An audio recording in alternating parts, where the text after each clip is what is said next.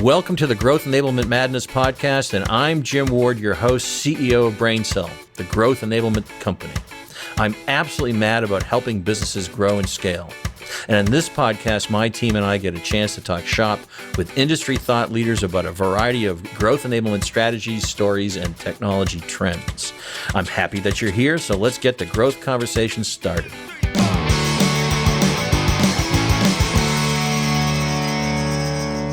Well, folks, welcome to the Growth Enablement Madness podcast. So happy to be here. Thank you for all our listeners. Today's subject matter is a second episode on AI. We're calling it Understanding the Pillars of AI Readiness. So readiness is going to be key. Our guest today is once again the Tony Berry. Oh, gosh. Yeah, there you go. Tony is our data guru. Some say czar. Maybe czar is a new term we've come up with.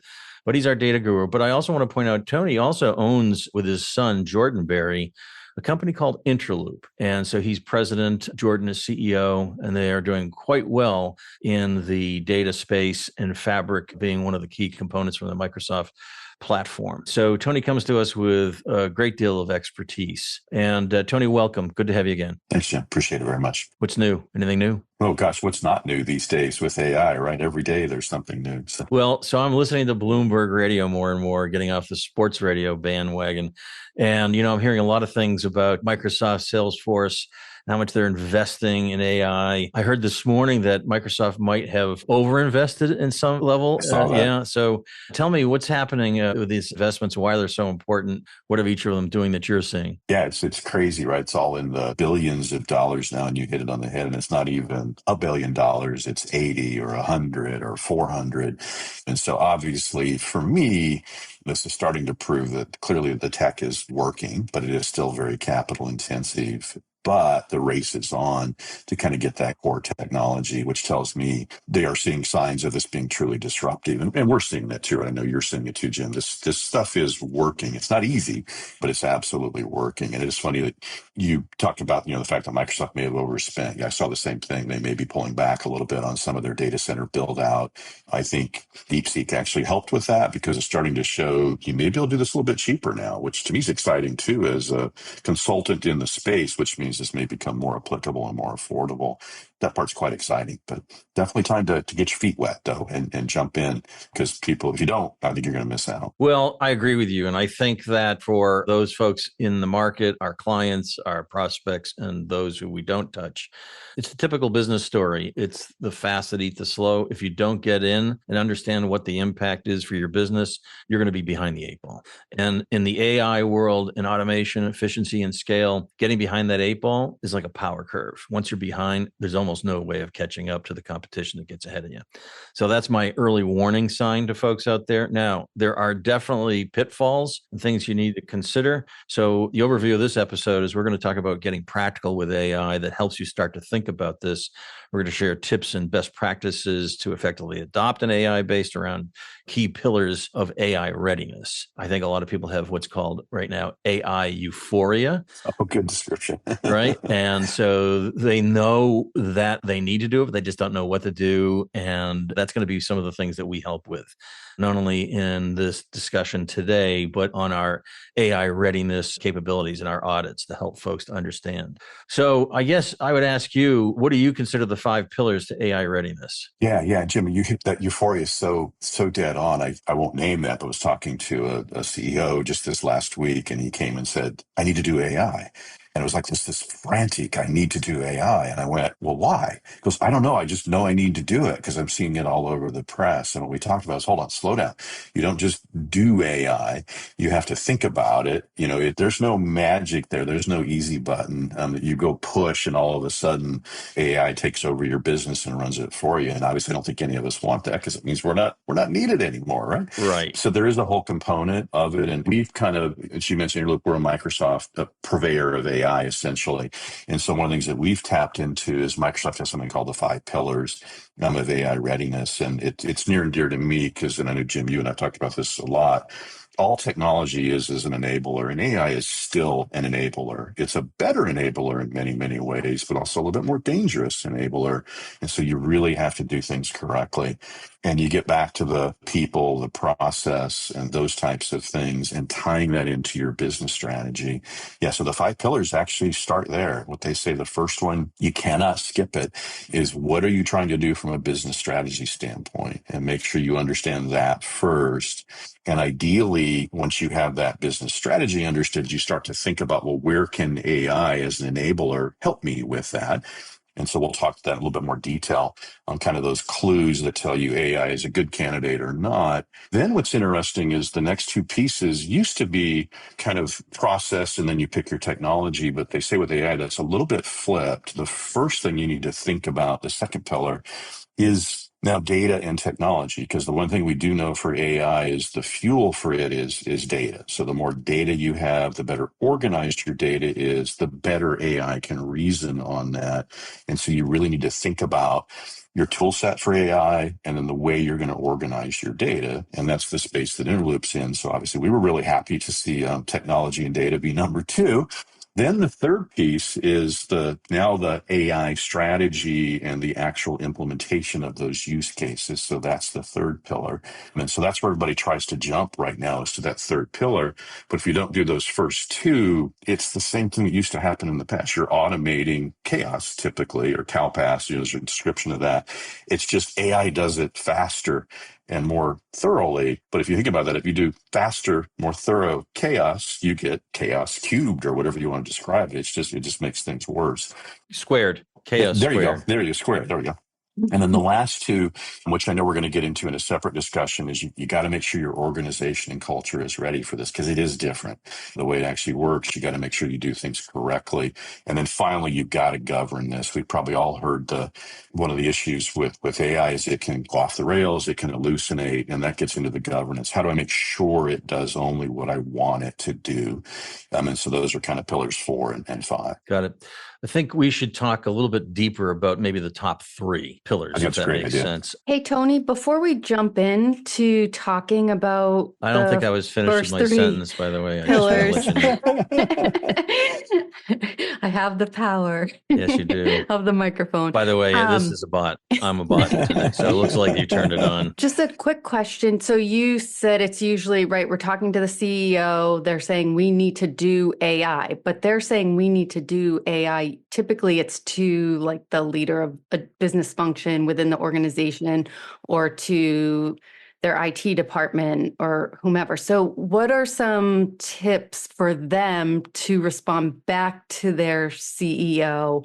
Like before we do AI, right? How do we avoid kind of the chaos? Right. And this is the part that is quite exciting, because this is where the tech is working, is stepping back and thinking now from a business standpoint. And a lot of the AI successes in those functional areas there, you're dead on, is okay, let's say that I'm in the customer service area. And now I want to, from a business strategy standpoint, we as an organization, let's say we're in the manufacturing space and we get a lot of support calls on our equipment.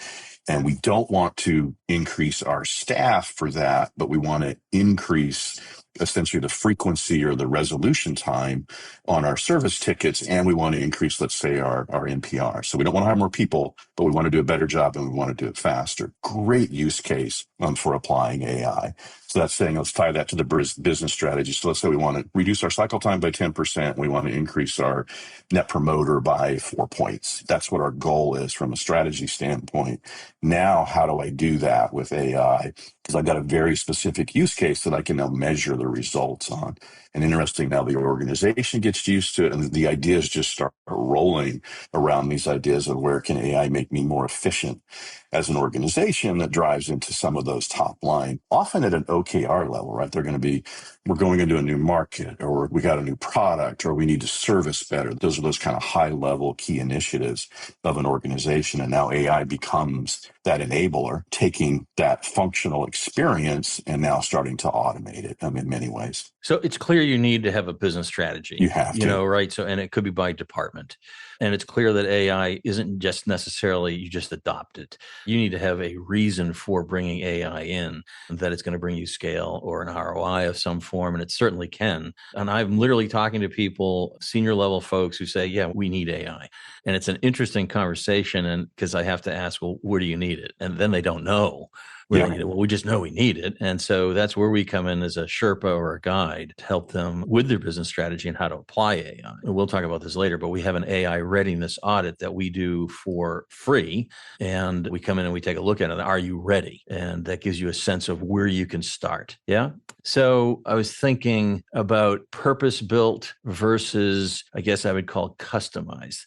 I read Oracle is really focusing on purpose-built AI, which has its absolute place.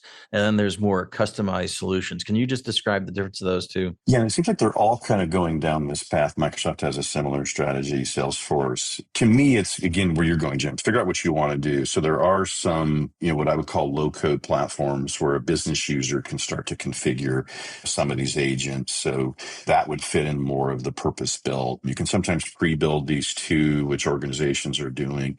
And so that kind of fits in that purpose-built. Custom-built is now where I'm going to take something like ChatGPT and I'm going to code around it and make it very, very specialized to my business. Both are very applicable, but it's that AI readiness again, right? If I'm a business user and I'm trying to build one of those low-code, purpose-built or use those, I still have to apply it to my business. It doesn't magically know your business and go solve those problems. It may give you a quick start or a head start on it, but you want to make sure that you're doing that last little bit of configuration that makes it unique to your business. The custom built, some industries have some very specific needs where now a custom built or tuned Copilot in our case would be a very good solution. And again, that's that readiness and that planning to figure out which of those two paths make the most sense. Right. Get a guide, hire someone like BrainSell to help you on that path to really decide which of the two paths is the right one. In my opinion, just so the folks know, from my perspective, a great start to realizing what AI can do is to perhaps look at purpose built. And you mentioned earlier, I think you said NPR, but it was NPS. I think you were referring to as NPS. Oh, yeah. I'm sorry. I misspoke. NPR. Yeah, that's that station that, as I like. That's the radio station. Yeah, it's really good. But they don't do any AI. Anyways, so NPS scores, so if you had an OKR, objective and key results, right, you might have one on a customer experience. And we want to improve customer experience. And what does improve customer experience do? Well, it should improve revenue opportunities. But then you're going to have some key results and what are the things that are going to drive that, right? And so as an example, one of the areas that I see, we're a Zendesk partner as an example, which is a help desk ticketing software, and they have brought in some great AI. So for customer experience, the ability to deflect or allow customers to work the way they want to, rather than having to speak to a customer representative. I know I used to be very attached to having to talk to a human. Actually, today, I don't want to talk to a human. And so, they have AI that can answer questions via a bot that has, access to the data that answers all those questions. It may have ingested knowledge bases. It's learning along the way as well. So it's a terrific way to start off and get a real scale that turns into a return on investment. So, and when we get in there, what do we do with our readiness? Can you explain what we do with the readiness audit? In terms of just kind of what we're doing there? Yeah, what we're doing there. So readiness is going to look at kind of down each of those pillars, right? And you hit on the head, Jim, do you have your key strategic initiatives? OKRs are a fantastic example. Do you have those in place? Do you know what it is you're trying to accomplish as a business? So we'll kind of look at that. And if not, that's what you need to do first. We'll then take a look at what we call the data state. This is the second pillar. Do you have your data in a place that it's ready for AI? Is it organized? Is it in one place? Is it available? Exactly what you were just describing. If you're using Zendesk for your customer service, does the bot have access to that, but maybe not access to some other systems? So that's that data readiness. Then you get into the use cases. And so we'll kind of see, do you have your use cases defined? This is the part, this is that process mapping that we probably all oftentimes don't want to do, but you got to do it because that's what actually tells the bot what it needs to do. Service is a great example. Customer comes in through an email instead of through the chat. Well, how do you know that customer already has an open ticket and they're just emailing to get a response or a status on the ticket? The last thing I want to have is a new ticket because now they have to respond to two and they they're just coming into the company. They don't care what channel they come through, nor should you.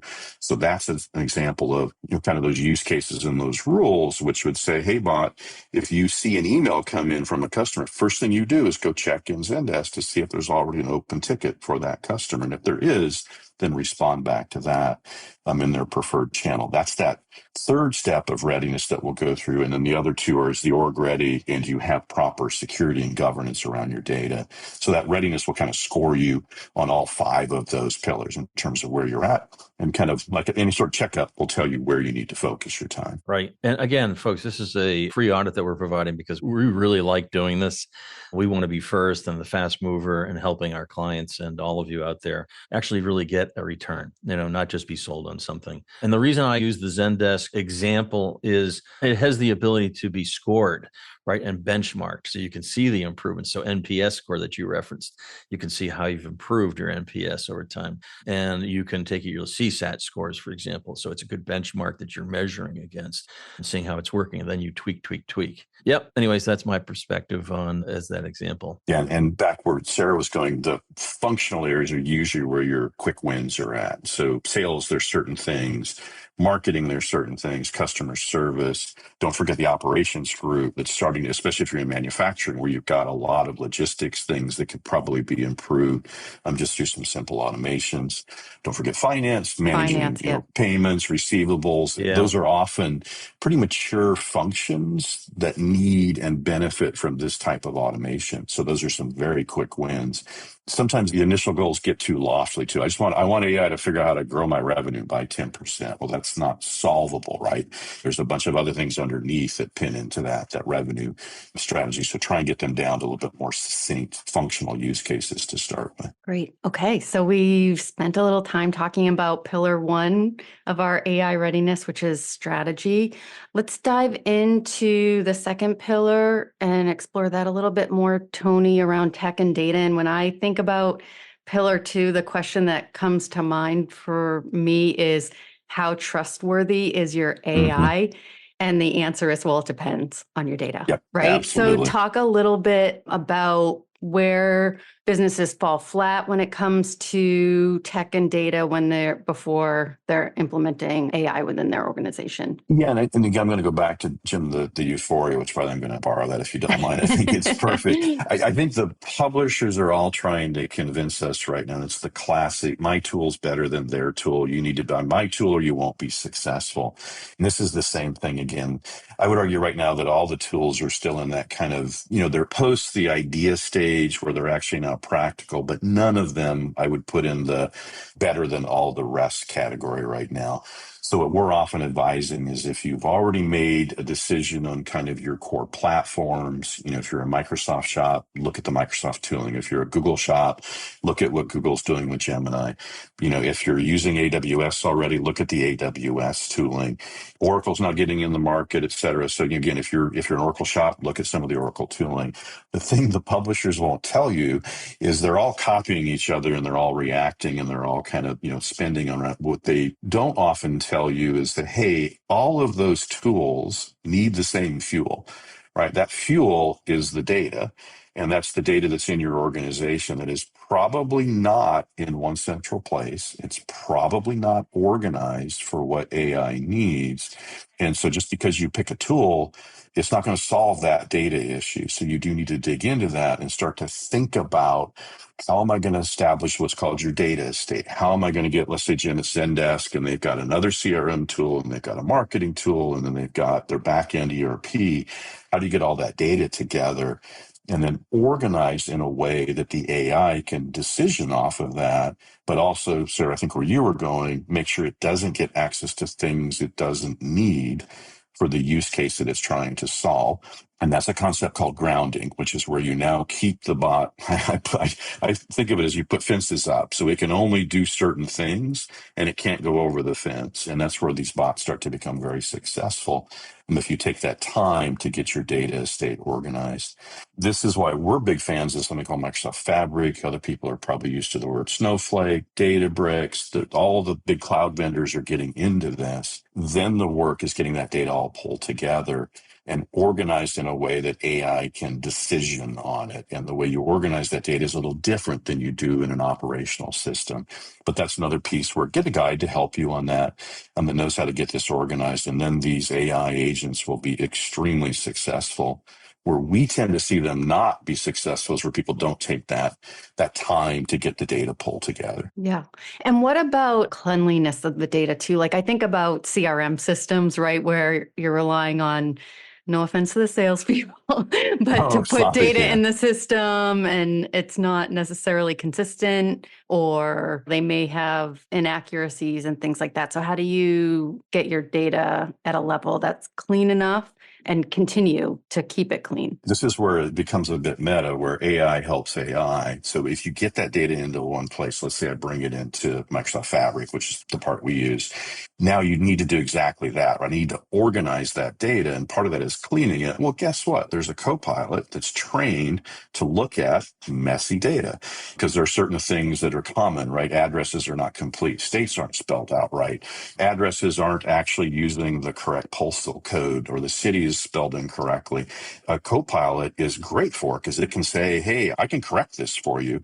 So I know what this needs to be, or I have a good idea, or I can't correct this because it's so messy. And it can throw up alerts and start to take action on that. And that's why you want to bring it into that data state. Yeah, because if you don't clean it up, the bot's going to go try and find an answer, and it will answer with incorrect data. And so that's that key. We call that curating your data. You're going to organize it, you're going to curate it, and then that's where your AI agent comes in, is on that curated data. Great. All right. Shall we jump into the last pillar we're going to talk about That's the fun today, one. That's the which fun is one. pillar 3, AI gonna strategy and expertise. Given that this is, I know AI's been around since the 50s. So it's not that AI is a new concept, but it's just become more mainstream in terms of leveraging it within organizations.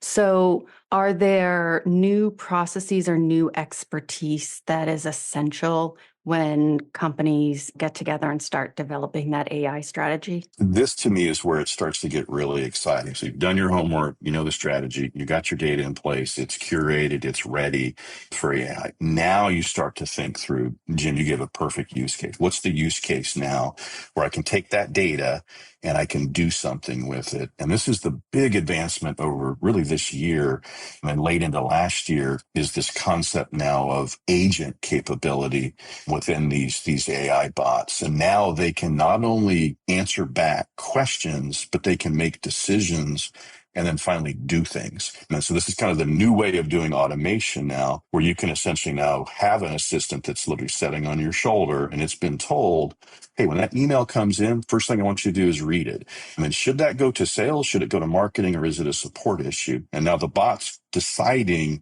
the next bot to call. This is where it gets fascinating. And now it's calling the sales bot or the marketing bot or the customer service bot.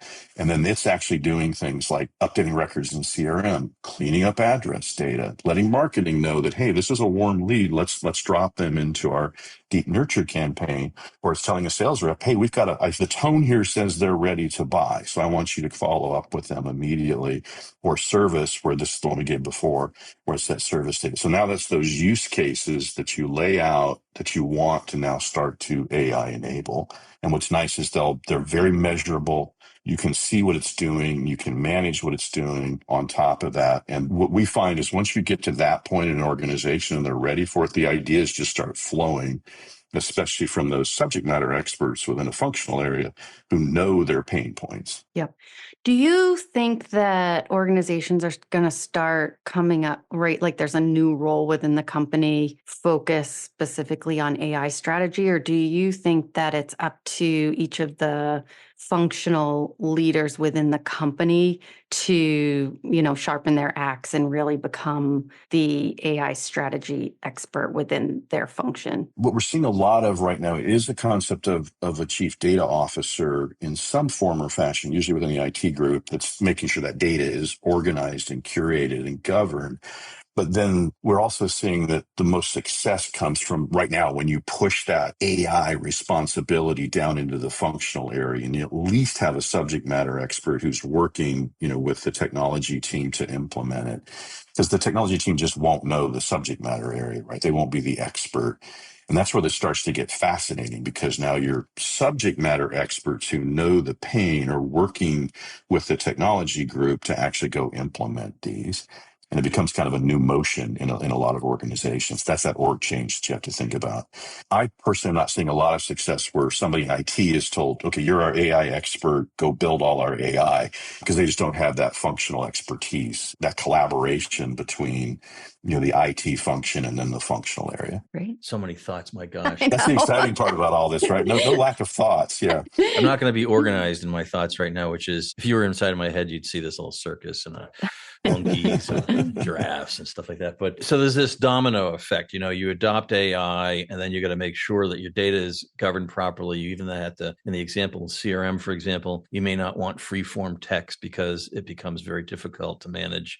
So you have to go backwards and, make sure you clean up all of those things. I'm going to give you a couple of examples of how we're using AI. I'm not going to be specific because some of it is secret sauce for us and as a competitive company in the marketplace. But for example, we wanted to do some research on a massive number of emails on tone, words, capture words, and things of that nature. And we employed our CTO, Kevin Cook, used Copilot to do all of that work, to find that and provide the reporting that we needed on those, that a human just can't handle that type of massive number. Yeah. We're also designing internally first churn prediction. So based on a variety of sources of data, the ability to predict churn of customers ahead of time so that the client have the ability to keep and make changes and pivot before they're gone. So those are some of the examples that we're using. I thought I'd give you some real life. And with that example, sorry to interrupt you, Jim, but it's also a great example of how, in order to do this, we have to pull data from multiple systems. Yes, right. So, we're leveraging our ERP data, we're leveraging CRM data, and we're leveraging marketing automation data for that churn prediction model. Anecdotally, I was listening again to Bloomberg. I'm getting really hooked on Bloomberg. And they had two AI bots talking to each other. That. Did you see that?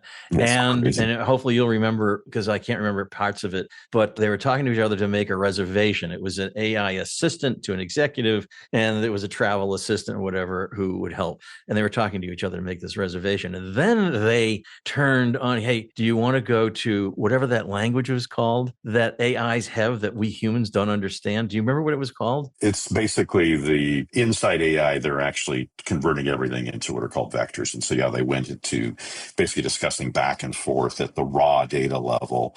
It sounded a lot like the old modems when they were talking back and forth. It's very, very similar. Yeah. So very, very similar to that. It's a more efficient way of communicating data. So they decided, pretty crazy that the bots decided to switch to a more efficient language. Oh my God. So weird. And of course, the inference was, the dangerous part is we won't understand what they're saying, if they're plotting against us, which I don't want to leave the audience feeling as though we're in deep trouble. We are. And no, it's exciting. Of course. No, it's exciting. Very exciting. Yeah. Hold on. My boss just walked in.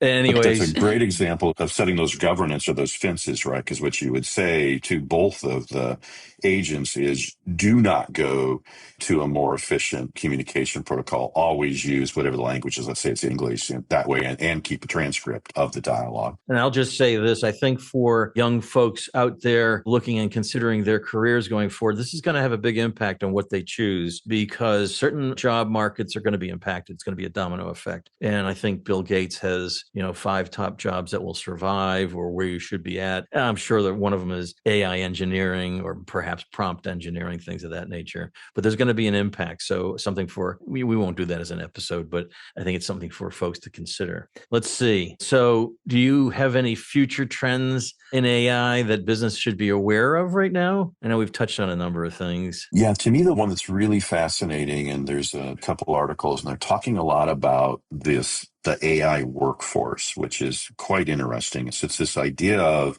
And this was the first example of is the bots talking to each other.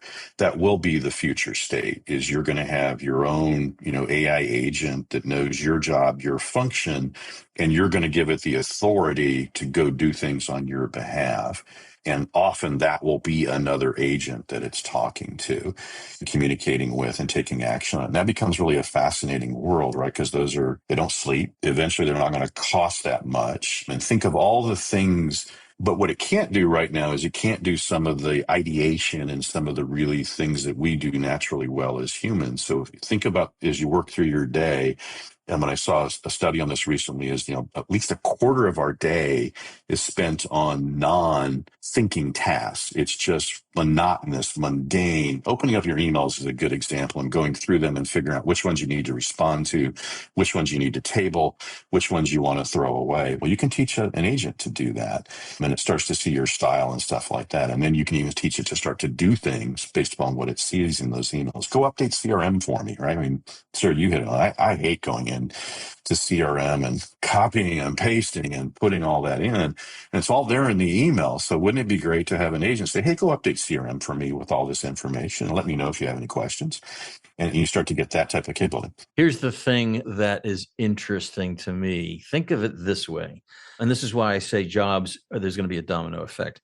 Think of a bank of customer service agents. You've got 50 bodies handling it. Now think of a bot that handles it because that brain works simultaneously on multiple customer tickets or interactions. Suddenly 50 bodies are gone and you have a lot less for the human interaction. Here's the second part. We humans are, and because the AI learning models, we're helping teach them, right? And so we're teaching them to take jobs a little bit.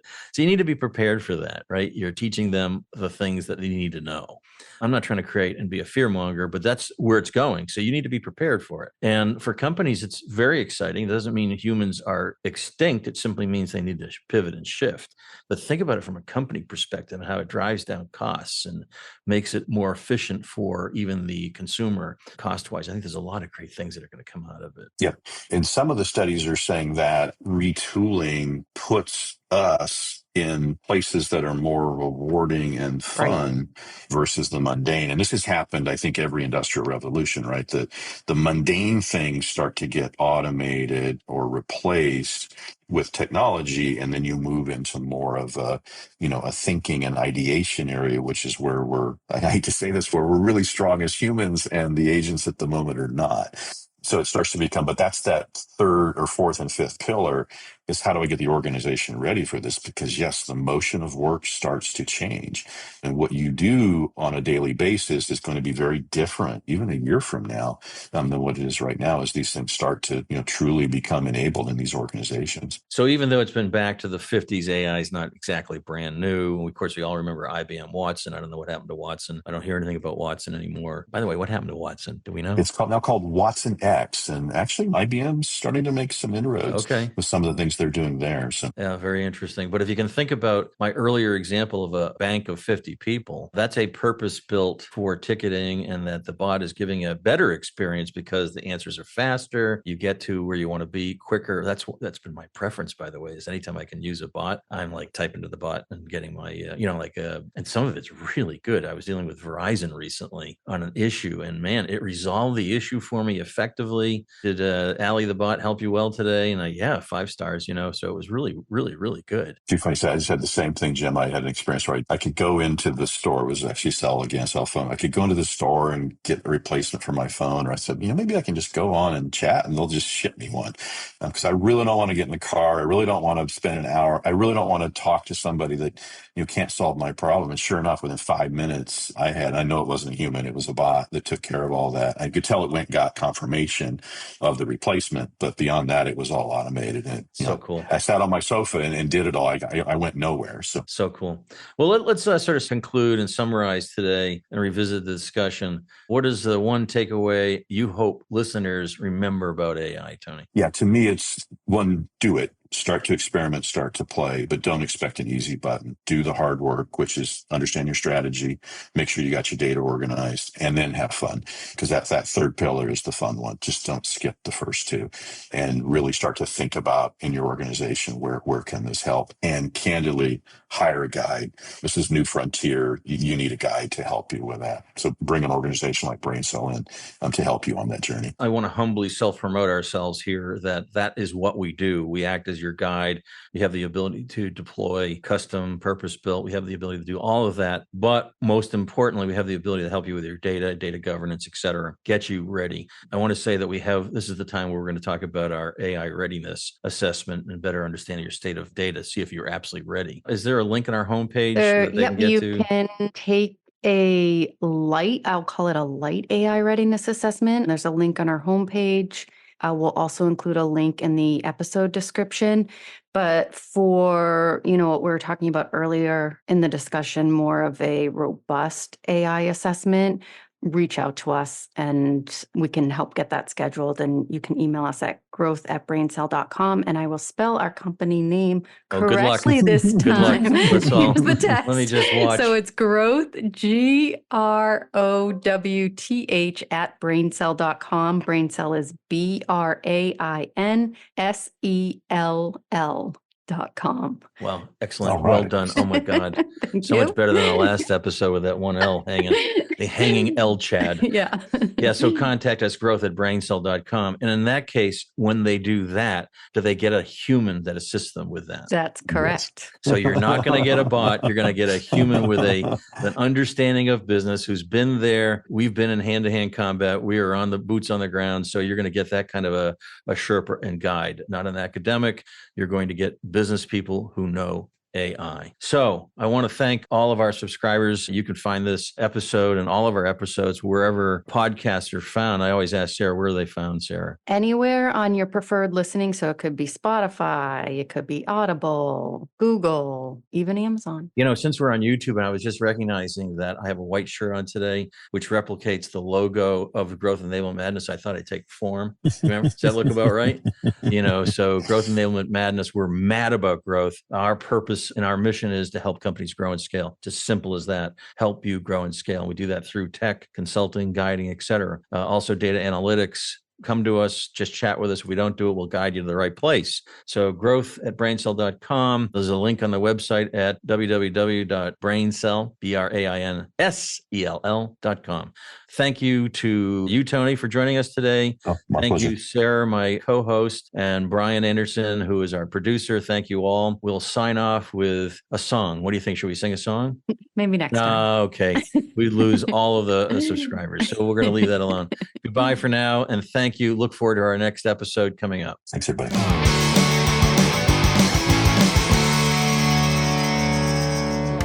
Thank you for listening to this episode of Growth Enablement Madness podcast. I also want to thank Divinio Podcast for this episode's production and distribution. Finally, thank you to Sam Ward for our musical introduction and outro.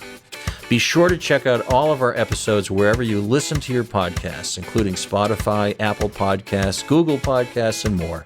New episodes are available monthly and cover all important topics for growing and scaling your business. Until next time, this is Jim Ward signing off. Let's grow.